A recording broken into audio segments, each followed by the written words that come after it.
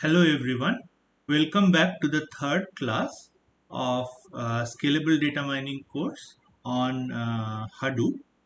So today we are going to discuss how a MapReduce program and a MapReduce system exactly works.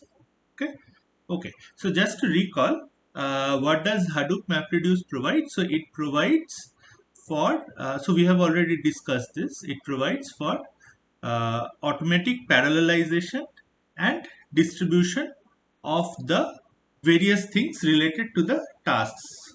Okay, so for example, it provides the parallelization of mapper and reducer jobs, and it provides the when I say provides, I mean it provides code for distribution of the related resources such as the program. So when we say the program goes to the data, the program must be distributed to the data, and so on and so forth.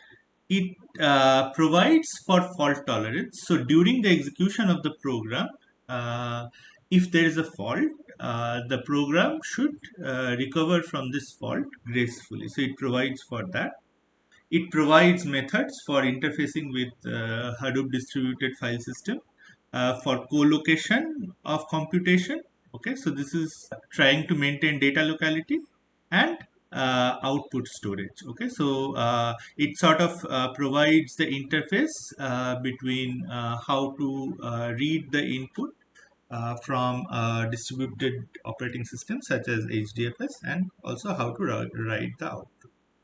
Then it provides status monitoring and status monitoring tools. So how many tasks. So a MapReduce job may be running for a long time. So it tells you, or it provides you what fraction of the jobs are complete, and so on and so forth. And it provides API in Java, and it also provides this facility of Hadoop streaming. We will discuss more about this. So this is an overview of how the system works. So this is a lot of information. So let us go one by one. There are three main components, or should I say, yeah. So there are three main components of the system. So first is the client component. Okay, so this is a Java program that you write, which so you must be logged into a Hadoop cluster to run the program. So this is the client program, which runs basically on the node that you are logged into. Okay, so typically if a Hadoop cluster is providing a kind of a head node where you can just log in and run all your programs, then the client program will run on the head node. Now there are two components of the Hadoop system which come into play. Okay, so the first component is the resource manager. Okay, this is somewhat similar to data node in the HDFS, in the sense that this keeps track of all the compute resources in the cluster. Okay, so it knows where which job is running on which machine, and what is the percentage completion of that job, and so on and so forth. Okay, so so it keeps track of all this information, so it knows which node is free to run the jobs. So there is only one copy of resource manager running in the entire cluster. Okay, so this is also part of the yarn architecture. The second component is the node manager. Okay, so the node manager, there is one node manager running on each of the servers, and the node manager is responsible for launching tasks on this server or on this machine.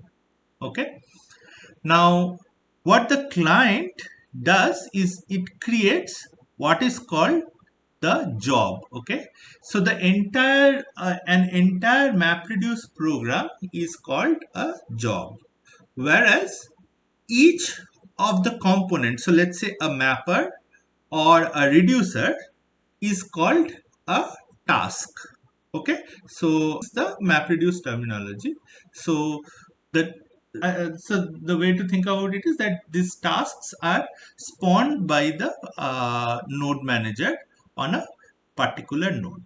Okay, so once the client creates the job objects, the job objects uses the, it gets the network configuration, and it uses the network configuration to talk to the resource manager, so it knows where the resource manager is. Okay, and once it checks whether it has the permissions to create a new MapReduce job or not, and if it gets that permission, what it does is it copies all the job resources to the HDFS in a in some directory. It is always shared, so every node can access the HDFS directory. So what are the job resources? So the job resources may include all the code. Okay, so this may be all the class files. Okay, then it may include some data.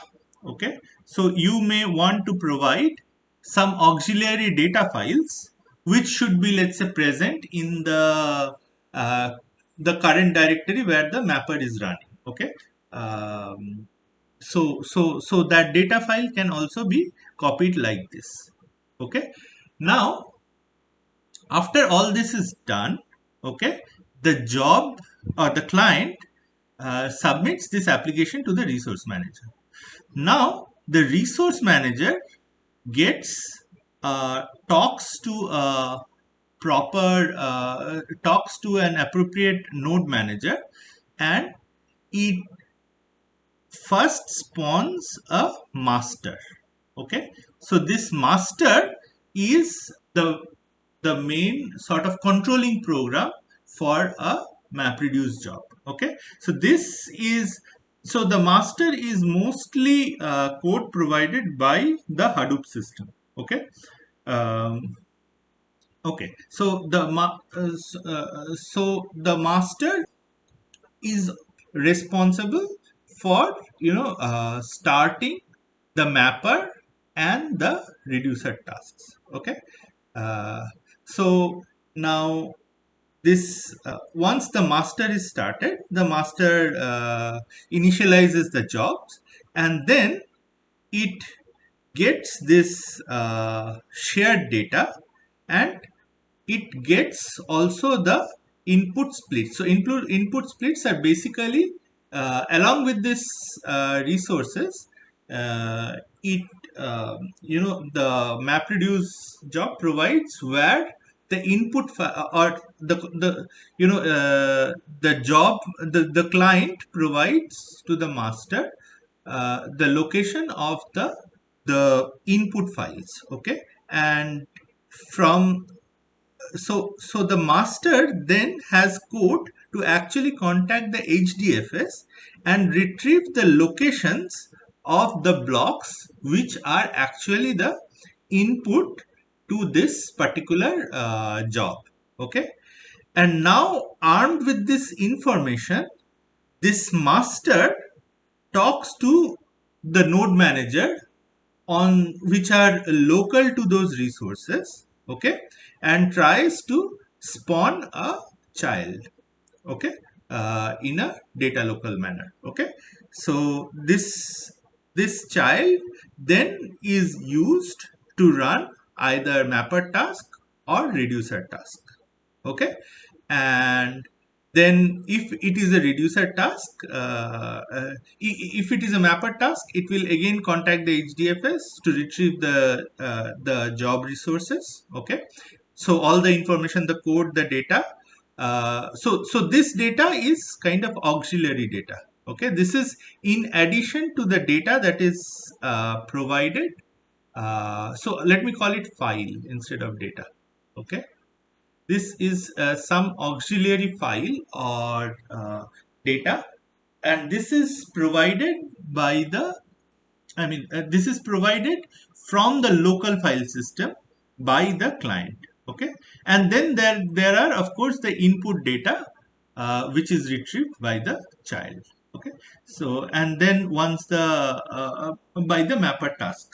Okay, and once the mapper task is run, the reducer task so the shuffle phase and all this starts. So we will talk about those, but essentially once that is run, then the reducer again writes the output to the HDFS. Okay, and once all the tasks are complete, so after this the client does not have much things to do. Okay, so once so the master keeps track of the tasks to be run and which tasks are complete and which tasks are not complete.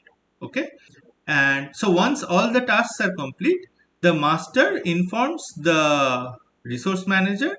Okay, even before all the tasks are complete, it periodically talks to the resource managers, because it gives the update to the resource manager about the progress. Okay, so this task monitoring is also done by the master. Okay, but once all the tasks are complete, it the master tells the resource manager that all the tasks are complete, and and also tells the client that the task is the job is successfully complete. So if all the tasks are complete, then the job is complete.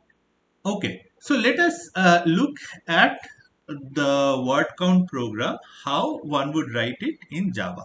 Okay, so the first two are standard Java libraries. Okay, so this one is for handling IO exception, and this one is a string tokenizer. Okay, now these are the Hadoop specific things. So first object that you get is the configuration object. So this is used for getting the cluster configuration from the from the standard location.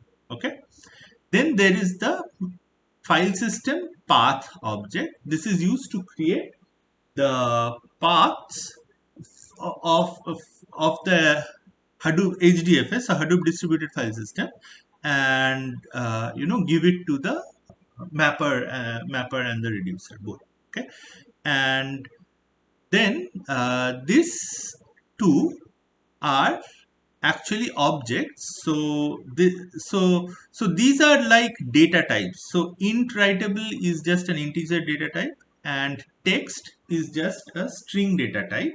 Okay, but Hadoop has to serialize this data. Okay, because and it has to serialize this very efficiently, because these these form the content of the mapper input records, mapper output records, and also reducer input records and reducer output records. Okay, so these have to be serialized, and so serialization is used both for writing to the disk and for writing to the network. Okay, so the interface is basically the same. Okay, but this serialization has to be very fast. So these are types declared by Hadoop for which are efficiently serializable. Okay, then there is the job class. This is basically this creates the client object. Okay, and creates a MapReduce job. Then there is the mapper class. So mapper class and reducer class, these are parent classes of sort of your mapper and reducer. So your mapper class and your reducer class is going to extend these. Then there is file input format and file output format, and these are classes which allow you to so in this particular case we will be using standard classes, but you can also extend these classes and write your own input format and output format classes to handle different things. For example, maybe you want to input images or you want to input something else, you can write those classes. These are basically pieces of code which read from HDFS and which write to HDFS. Okay. Now there are three main components to a MapReduce program. Okay. First is the main or the driver program or the client program, as I mentioned. Okay. So the client program is pretty simple. You get a new configuration. You get and then so once you get the configuration, using this configuration you can create a job. Okay, and then you set the various things that that particular job will need. Okay, so the first three things that the job will need is the main class. Okay, which is basically this particular file. Okay, and then the mapper class and the reducer class. Okay, and here I have used the combiner class also. Forget about combiner for the time being. We will discuss it in a while. Okay, but essentially, so you can it is possible for you to not use a combiner also, but you can use the reducer class. Okay, and then you need to set the type of the output key and the output value. So the input key and the input value types are determined from the input files, but output key and output value are to be determined. And then so once these are specified, basically these classes will be sent to each and every machine by the job client, basically through the HDFS, as I discussed earlier. Okay, and here we are just setting the input path and the output path. So we are using the path object of HDFS, and we are passing the first command line argument to this program and the second command line arguments to this program as input and output path. So we are creating new paths from the string which is present in the command line argument, and then we are setting paths for the job object that we have created. Okay, uh, and then we just say we just call this method wait for completion. Okay, which is basically at this point the execution has started. Okay, so now we write the mapper class. So we are calling this tokenizer mapper because we are writing the word count program, and word count program basically takes as input the uh, line and then tokenizes. So it creates words out of the input text. Okay, so we know what is the mapper input record. So the mapper, we don't care. So this is so this takes four types: input key, input value, output key, and output value. Okay, and we don't care what the input key type is. We are never going to use the input key, so we just put object here. Okay, object is basically just the Java object, so it is parent of every type. Okay, and then input value is text because it is a string. Output key is text because it is again a word which is a string. Okay, and output value is int writable. Okay, uh, and we define this kind of int writable object which is 1. So we just pass this 1 as the count of every int writable object, and instead of doing every time new int writable 1, we just create one static object and pass it every time. Okay, now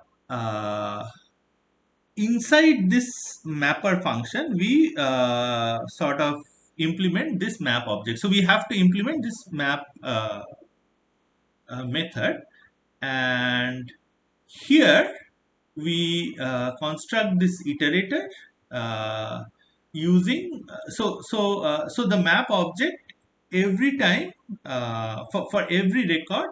Sorry, the map method gets acted on every record. So every record has the key and the value. Okay, and the value is of type text, so we can just call toString and then string tokenizer to get actually an iterator. And then so this is the standard Java string tokenizer object through which you can just get the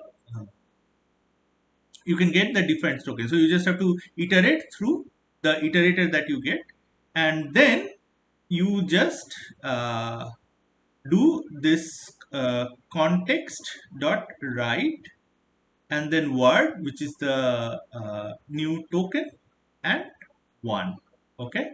By the way, so this context, this context is actually your output. So it's an object where, so remember that each mapper each rather each call to a map method can output 0 or more records. So even though the input is one record, the output can be 0 or more records. Okay, so instead, so all the output records for a particular map call are written in this context object. Okay, the reducer class, again we are calling the int sum reducer class.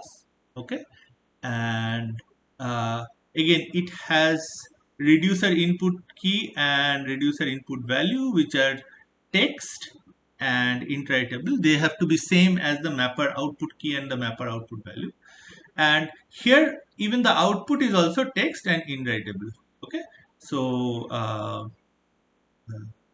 and okay, so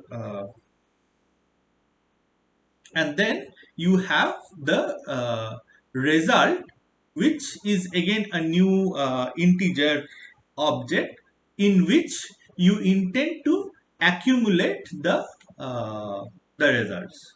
Okay, so okay, so now again you have to implement the reduce method, and the reduce again so remember, the reducer now gets the input key, but then it gets a list of input values. Okay, so it gets a list of input values corresponding to this input key. So this is particular to this implementation. Like I mentioned, there are both ways of implementing it. You could have given one input key and then one input value and given them multiple times, but in this case the implementation is such that one input key appears only once, and all the values appear in a iterable list. Okay, and the context is for writing the output. And now you do the normal thing, so you initialize sum to 0, and then you get all the values for the current key. Okay, and you just add them up to sum, and then you just add this sum to the result, and also you write this key to the result. Okay, you write the key to the result, and then yeah, you write the key to the result, and then it's it's done. Okay, so the job of the reducer is done. Okay, so you have specified all the classes. Okay, now this is just some instructions, so you have to include the all the configuration files, all the class files in the uh, in the Java home directory, both the Hadoop class and the Java classes, so that it's able to get all the libraries. Okay, and then you have to compile. Then you have to create a jar. Okay, this jar is the one that will be shipped to different. This is the code basically. This is the entire code, and then so among the many ways, one way is to use, so Hadoop is the Hadoop system, and then you can just use the jar command. So it will use the particular jar as the input object. You have to provide the name of the main class, and then your input path and output path, because those are the command line arguments. Okay, so this is how you run the job. Okay, now what you can do, you can also use some other programming language like Python. for example. So I am demonstrating here with Python, and you can execute this using what is called Hadoop streaming. Okay, so the logic here is pretty much simple, pretty much same. So I will not go into the logic. You can just see that. So here the main thing to notice is that every record is given as a line from std in to the mapper. Okay, and you can do just the normal processing, and then finally you do split to get the tokens, and once you get the tokens you just write the token comma 1. Okay, and basically in this case the crucial thing to do is that you separate the, so you write everything as string but you separate the key and the value using tab. Okay, and then similarly on the reducer side, now here on the reducer side you get one line per input record. Okay, but the main point here is that all the keys appear together. Okay, so all the records with the same key appear together. So what you do is you do normal pre-processing like stripping and all, and then you split, so you have the word and the count. Okay, and now you just uh, so in this case we have just added the count to uh, the word. That's all we have done. Okay, and then we are just writing the entire output. But you can also, what you can also do is you can just maintain the previous word. Okay, so if you can maintain just one value and you can maintain a previous word, and then you can just write output. So so the problem with this particular implementation is that it is not a streaming implementation, because you are assuming that for the reducer your word count can be all the words and their counts can, for a given reducer, they can be stored in memory, which is this word count hash. Okay, but that need not be the case. Okay, so and then there is some execution instruction. So here the key thing is, here it becomes more explicit. So you have to still run using the jar, but now you use the system provided this Hadoop streaming.jar. Okay, so you can just do this. Yeah. So you get, so the system provided Hadoop streaming.jar. Okay, and but here the key thing is that you have to now provide all the Python files as resources. So you have to provide the mapper.python file. Okay, and you have to also provide the reducer.python file using the -file argument, because these files have to be provided to every node which is running the mapper and the reducer. Okay, in addition to this, you have to use the mapper option to provide the program which is the mapper. Okay, and the reducer option to provide the program which is the reducer. Okay, and then you have to provide the input and the output file paths. Okay, and you can see uh, the output, and you can also copy the output. Okay, so I think we have discussed this in detail. So in the context of the program now, you can understand that you have the client, the master.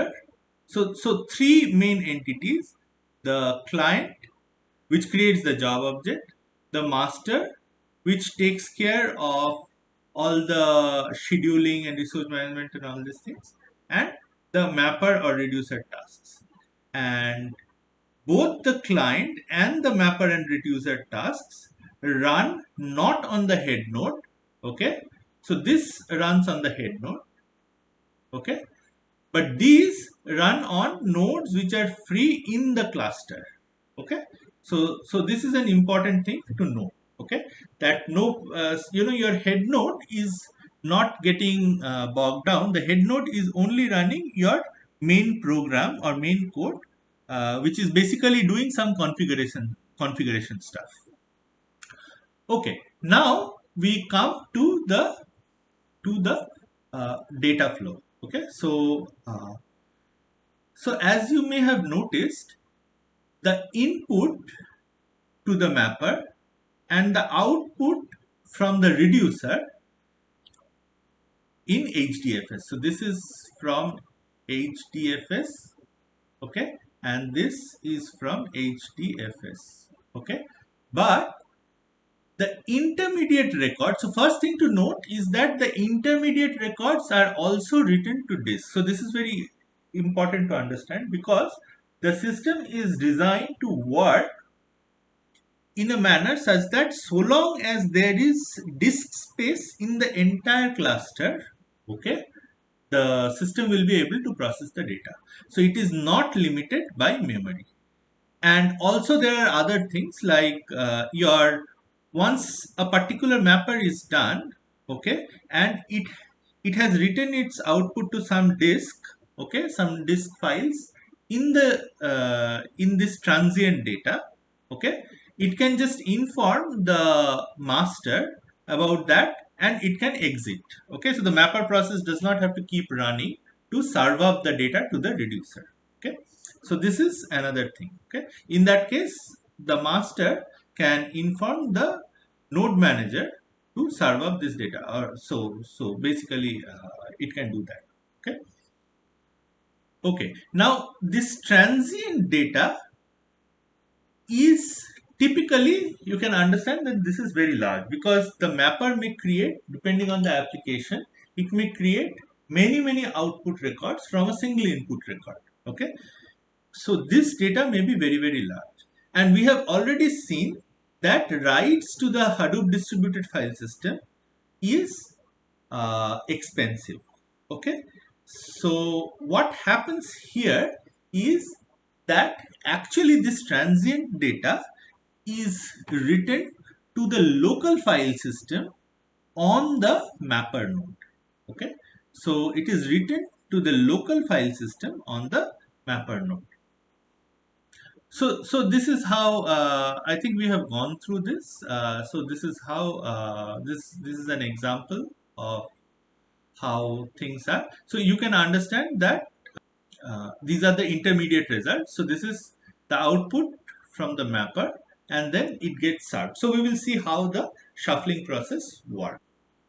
Okay, so let us see how the shuffling process works. So note that, so this is more of a sort of a data flow, or fine grained data flow. So you can see that these are the splits from the input HDFS. So typically splits will be a block. Okay, so a block of data from the input HDFS. Okay, yeah. So now this so there are so typically the the the writer, if you are using standard input file system output file system methods, the split that particular method will take care of the fact that the block ends in a record. Okay, so records are not split across blocks, so each split has a certain number of complete records. Okay, so this is sort of ensured by the input both the the reading and the writing methods of the uh, file system. Okay, now this will have many input records, so these records are fed to a mapper, and the mapper outputs the records that it outputs. Now these records are, here I am using the word sort, but this is really part of shuffle. So this is really a hashing.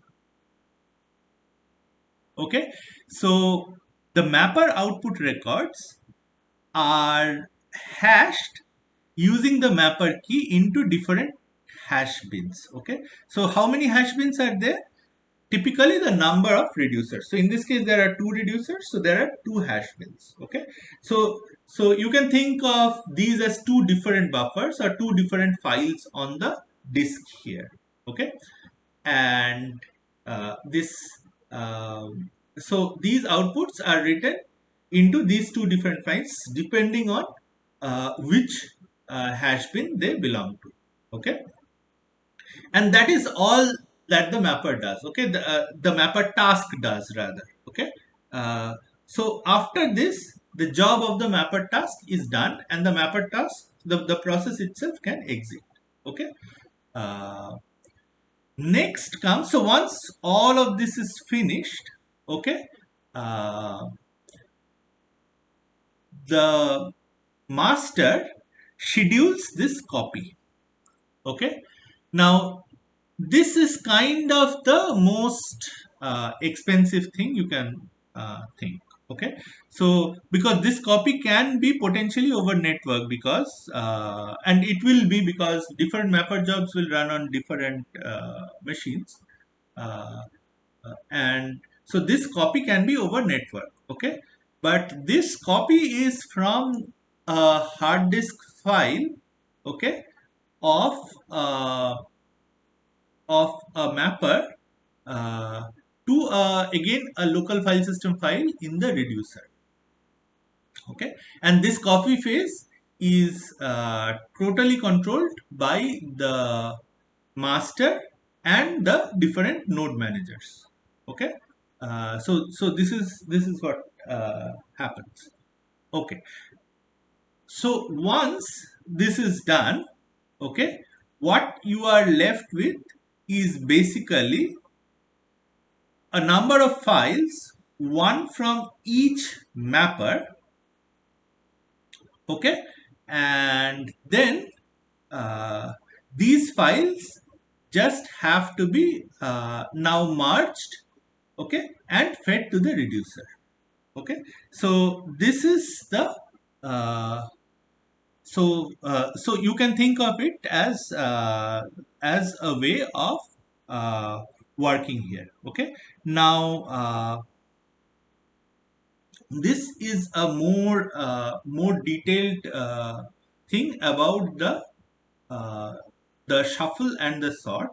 Okay, so here uh, you see mapper outputs its record to a buffer in the memory.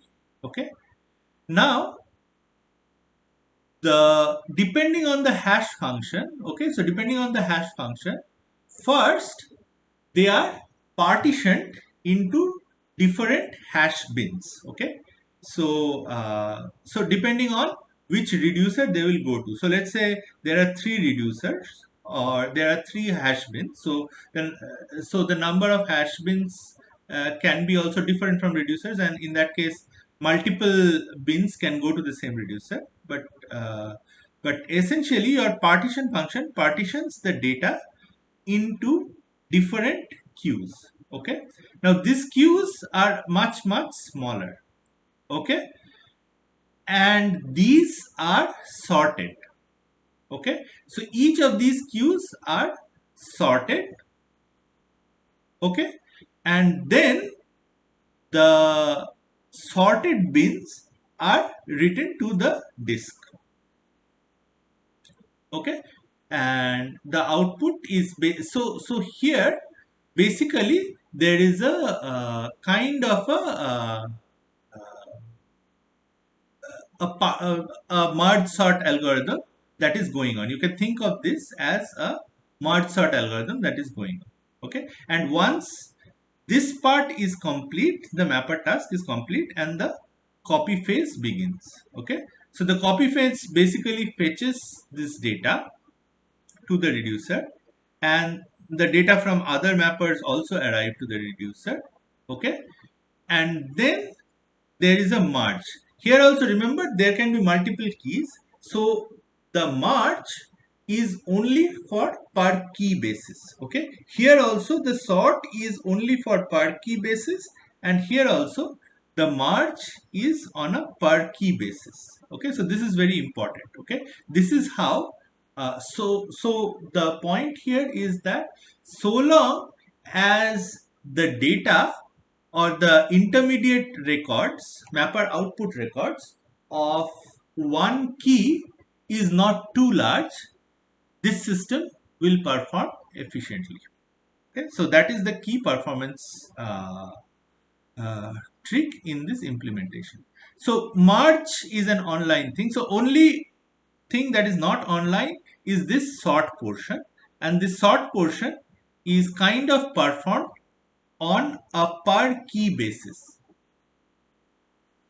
Okay. Uh, Yeah. So just to summarize the data flow, the final input and the final output are stored on a DFS. Uh, okay, and the scheduler tries to schedule the map tasks close to the physical storage location of the input data, and the reducers are scheduled so that the output HDFS data is close to that. Okay, but intermediate results are stored on a local file system of the map workers that we saw, and then the fetch system, which is operated by the masters and the data node, gets this data from the mapper output to the reducer, and it merges in the reducer and then feeds. Okay, so the output of the reducers are stored on the distributed file system. Output often uh, yeah, so this is another thing that if you do a chaining, then the reducer output is again fed to another input, but that is scheduled, and that's an independent job. Okay, so once the reducer output is written, this particular job is over. Okay, so I think now we have discussed this. Okay, so now let us come to the fault tolerance. Okay, so how do we how does the MapReduce framework ensure fault tolerance? So fault tolerance basically comes from scalability and cost effectiveness, because your servers can fail.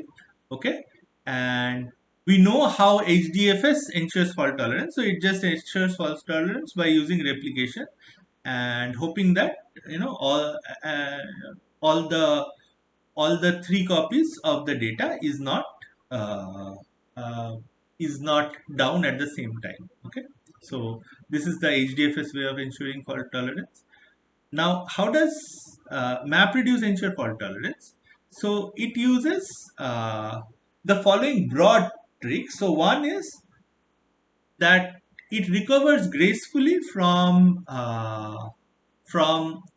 the node failure. So when no node failure happens, the node could be running one or more mapper or reducer tasks. So these mappers or reducer tasks will fail. Okay, and so it restarts these mapper and reducer tasks. Okay, so if a mapper and or a reducer task fails, then it will be able to restart it. We'll see how. Okay. Uh, then another thing that ensures fault tolerance is writing the mapper output to the file system. So you can understand, if the mapper has to continuously keep running even after it is done, there is a chance that that particular process might fail, and also that particular process might cause other processes to fail and ultimately the node to fail. Okay, so this also, so the writing the mapper output once the mapper is done to file system also helps in improving fault tolerance, because at this point it just has to read from the local file system, and it minimizes the recomputation. So we will see how it minimizes the recomputation. Okay, because it so if a particular task is complete, then it does not rerun it. Okay, Okay, so now what does the master node do? Okay, so for each of the mapper tasks, or sorry, for each of the tasks, both mapper and reducer tasks that it has spawned, it has a status. Status can either be idle, that is, it is waiting to be executed, in progress, or completed. Okay, now these idle tasks get scheduled when new workers become available. Okay, uh, when a map task completes, it sends the master the location and sizes of the intermediate files. Okay, so one for each reducer.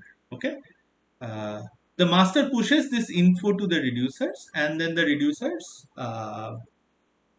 can get this data from this file. Uh, Master pings the workers periodically to detect failures. Okay, uh, yeah. So how are the failures taken care of? Okay, uh, or so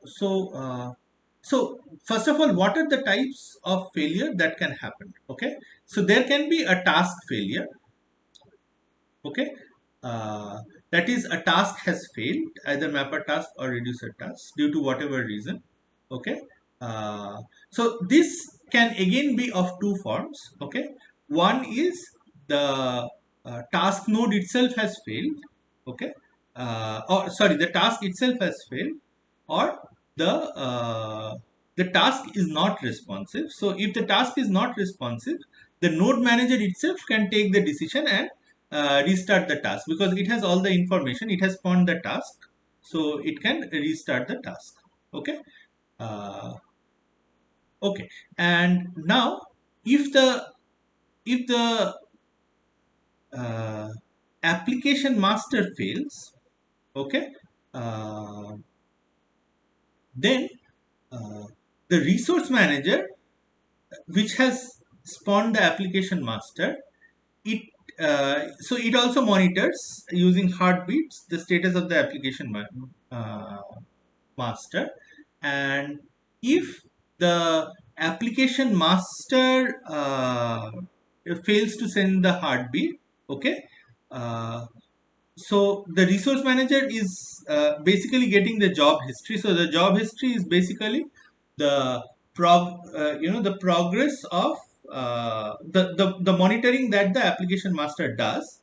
Okay, so so so it stores the job history, and then so basically this job history is recovered by the resource manager, and then uh, it restarts another master. Okay, uh, and then it gives the job history to that master, and the master can then again resume running the tasks.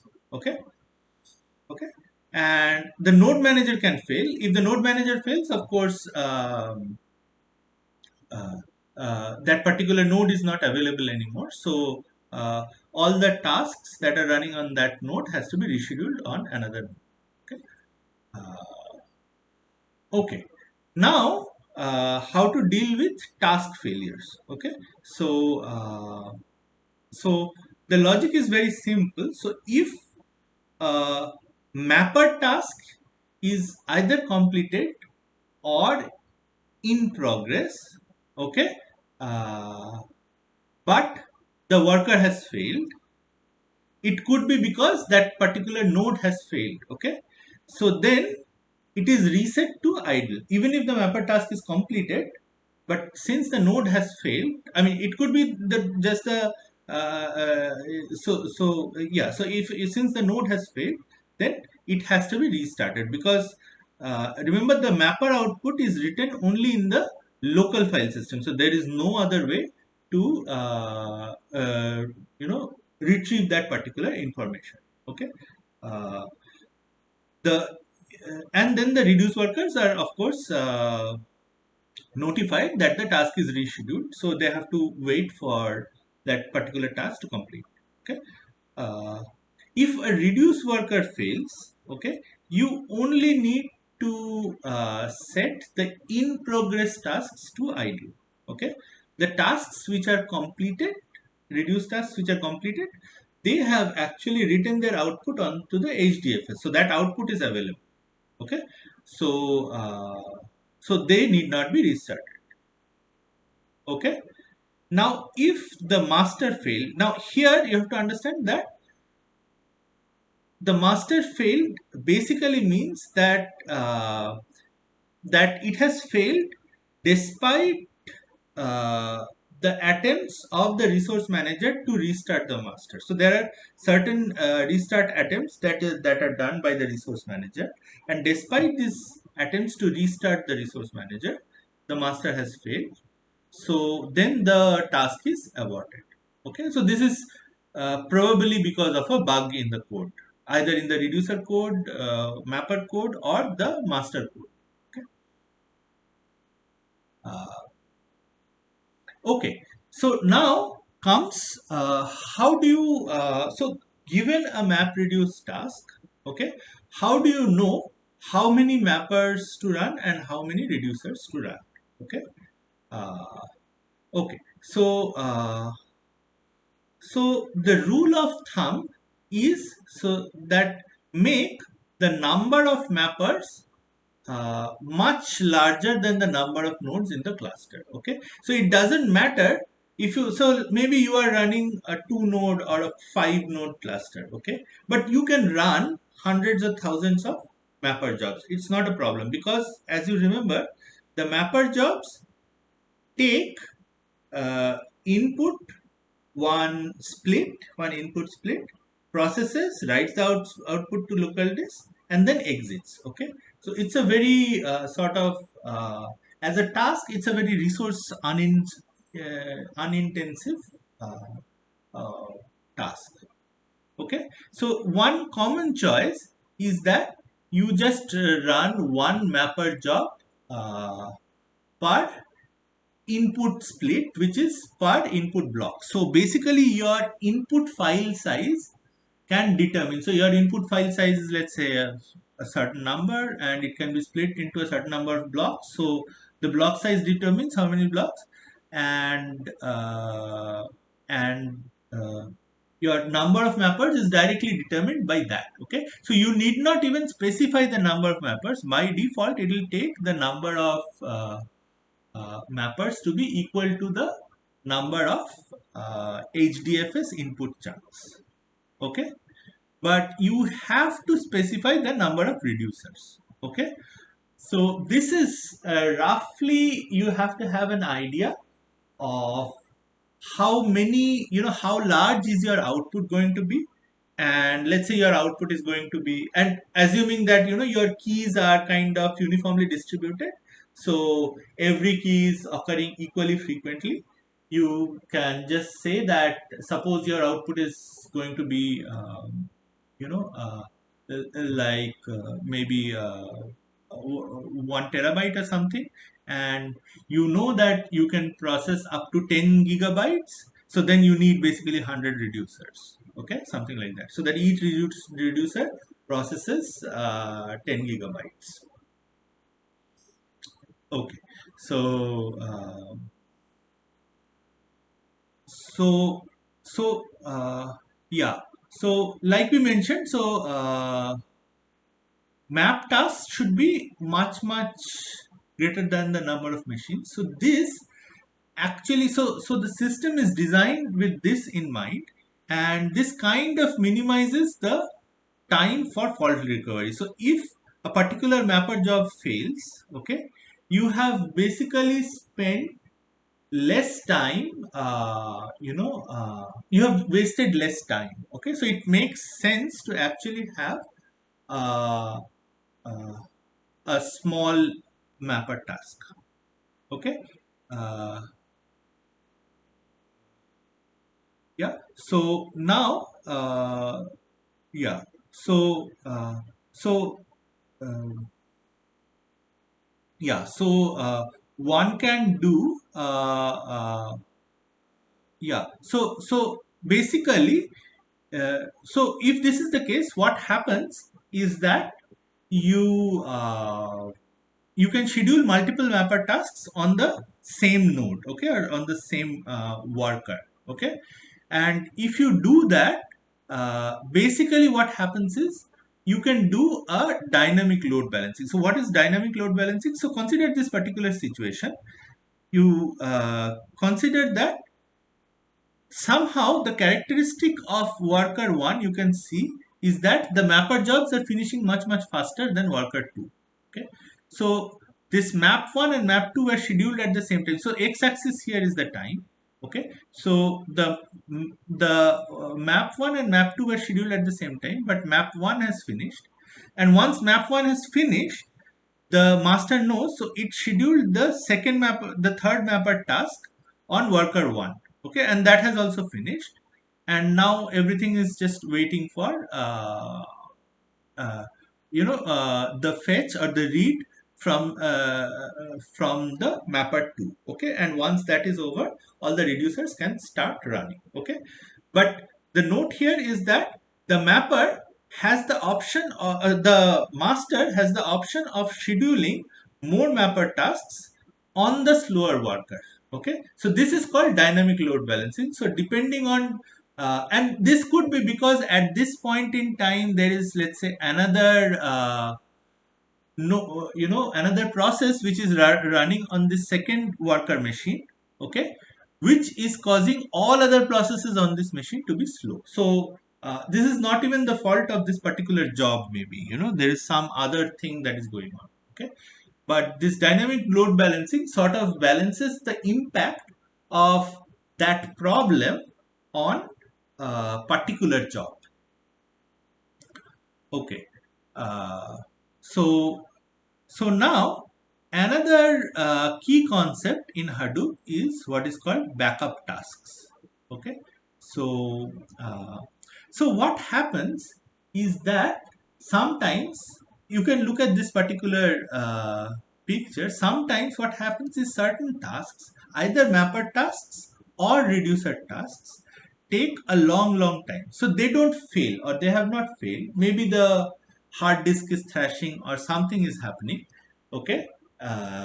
So because of maybe other jobs on the machine or bad disks or some system configuration issue on that particular machine, okay, certain workers are very slow, so entire job finish time is affected because of that. So what do you do? Okay. So what the master does is it schedules once it is done scheduling all the idle tasks. Okay. It can schedule backup tasks. Okay. For the existing tasks. So let's say all the idle mapper tasks are now scheduled. Okay. But still some of the mapper tasks are running. They have not completed.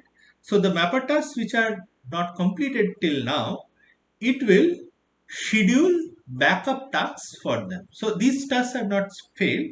Still, another task basically performing the same job will be scheduled. Okay, and once so whichever finishes first kind of wins, and the other task is then killed. Okay, so there are two copies of the same task to running, and whichever task finishes first basically wins. Okay, so it has been seen that this dramatically shortens the job completion time. Okay, okay. Now there is the concept of combiners. Okay, so what are combiners? Combiners are basically mapper side reducers. Okay, so many a times what happens is that the same mapper will produce many records with the same key.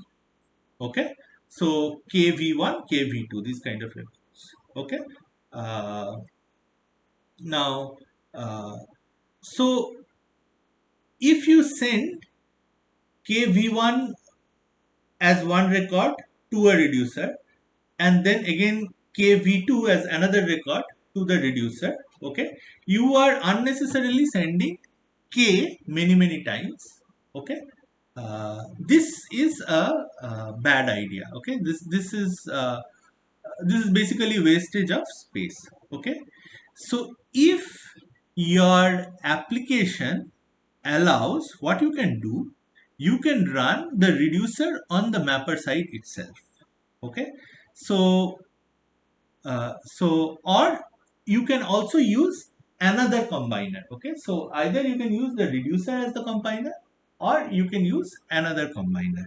Okay, and this basically so this takes the key and the list of values outputted for that key and produces one value, and then the mapper output record is just this k comma v2.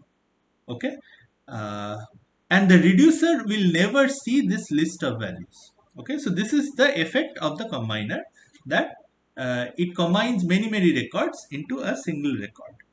Now this works only if, so at least one of the cases, not only if, but at least one of the cases, if the reduce function is both commutative and associative.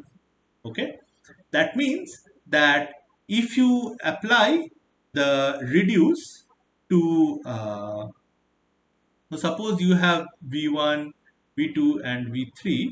Okay, so if you apply v1 and v2, okay, reduce it and then reduce the resultant value with v3.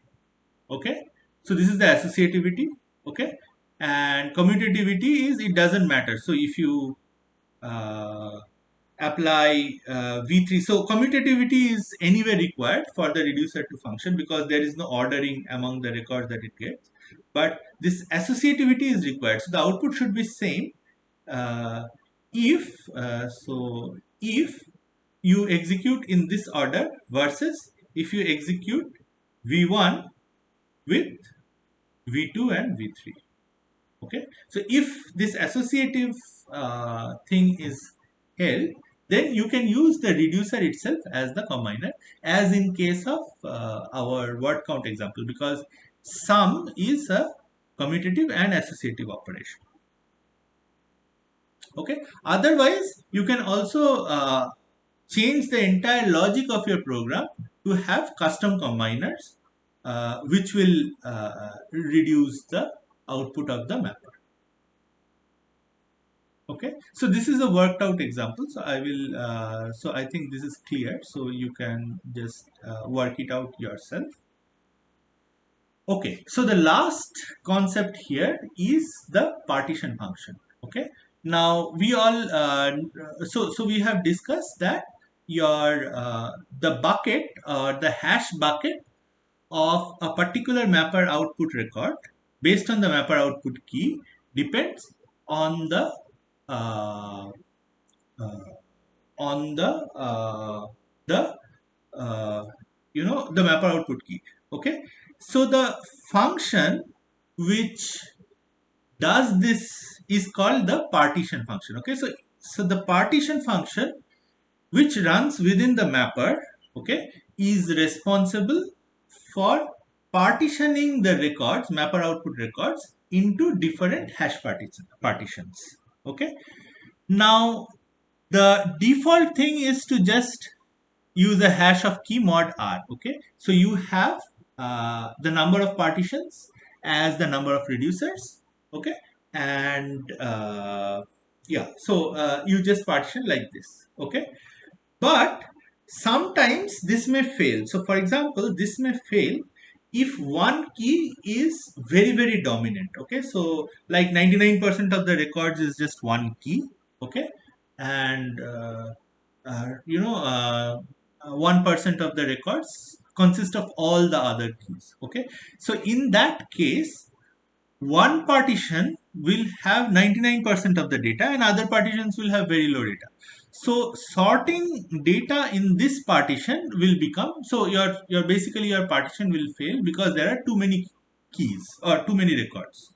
Okay, so here what you can do is you can use another partitioner. Okay, so for example, you can add a random number. Okay, so you can add, let's say you want to uh, for this particular key, uh, you want to add, instead of creating one partition, you want to create 100 partitions. Okay, so you can just append the key. Okay, so you can just say the new key uh, is the key comma a random number between 1 to 100. Okay, so this is your now new key. Okay, um, so note that if the original yeah, so then the partitioning happens in a weird manner. Okay, uh, but then after the partitioning you can recover, so after the partitioning, after the sorting, everything has been done, you can recover your key back. Okay, so you can recover your key back, and then you can send it to the different reducer. So you can use a custom partitioner like this to make the system make the system faster. Okay, uh, another thing, for example, could be that you can partition, instead of partitioning on key, you can partition on host name, for example, or something like that you can do. Okay? Depending on the application. Okay, so these are the references, and thank you very much.